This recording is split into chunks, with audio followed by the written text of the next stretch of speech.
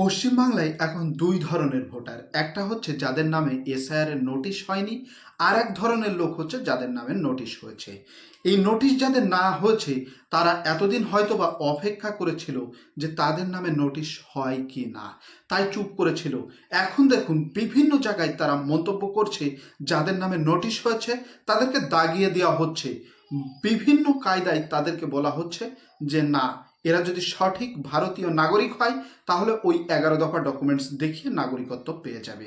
এখন আমার একটা প্রশ্ন হচ্ছে সাধারণ জনগণের কাছে, ওই যে 11টা ডকুমেন্টস, আপনি যদি শিক্ষিত না হন তাহলে ওই 11টা ডকুমেন্টসের মধ্যে আপনার যদি 2000 সালের আগে জন্ম হয় তাহলে কতজনের কাছে জন্ম সার্টিফিকেট আছে আর কতজন মাধ্যমিক পাস আছে সেটা একটু দেখাবেন তো, তালিকা করে বের করবেন তো।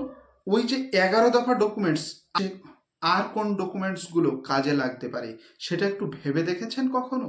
কখনো ভাবেননি, শুধু ভাবছেন ওই 11 দফা ডকুমেন্টস থেকে ডকুমেন্টস দিলেই হবে। এখন কথা হচ্ছে 13 দফায় আধার কার্ড ছিল, যদি ওই আধার কার্ডের মান্যতা দিয়ে ভোটারের নাম উঠে যায় তাহলে কোনো কথাই নেই। তবে যদি ওই 11 দফায় ডকুমেন্টস দেখে ভোটের নাম ওঠে, সে আনম্যাপিং কিংবা লজিক্যালি ডিসক্রিপেন্সি, তাহলে কিন্তু এখানে বহু বৈধ ভোটারের নাম, বুঝতেই পারছেন কি হতে চলেছে। তাহলে বৈধ ভোটার হওয়া সত্ত্বেও ওই 11 দফা ডকুমেন্টস, সেই 11 দফা ডকুমেন্টসের একটা সহজ ডকুমেন্টস হচ্ছে পাসপোর্ট। আপনার কাছে যদি পুরনো জমির দলিল থেকে থাকে তাহলে অবশ্যই কিন্তু এই পাসপোর্টটা করতে পারবেন, সে আপনি মহিলা হন বা পুরুষ সেটা বড় কথা নাই। যদি আপনার পুরনো দলিল থেকে থাকে তাহলে আপনি চেষ্টা করে ওই ডকুমেন্টসটা জোগাড় করে রাখুন, ভবিষ্যতে কাজ দেবে। আমি এখনো বলে যাচ্ছি, যাদের নামে হিয়ারিং হয়েছে তাদেরই কিন্তু আবার এই জুডিশিয়ালি কমিশন দ্বারা আবার হিয়ারিং করা হচ্ছে।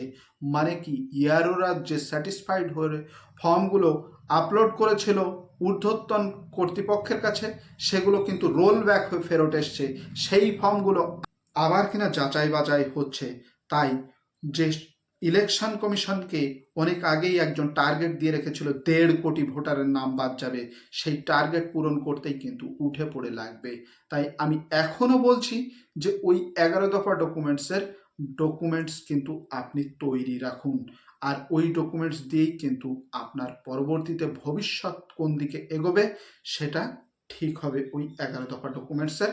বললাম পাসপোর্ট, ভারতীয় নাগরিক হয়ে থাকেন তাহলে অবশ্যই পুরনো দলিল থাকলে আপনি আবেদন করতে পারেন আপনার পাসপোর্টের জন্য।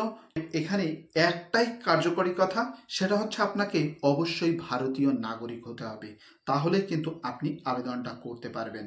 আর তারপরে আবেদন করার পরেই কিন্তু আপনি পাসপোর্টটা পেলে ওই 11 দফার ডকুমেন্টসের একটা ডকুমেন্টস আপনার হাতে এসে গেল।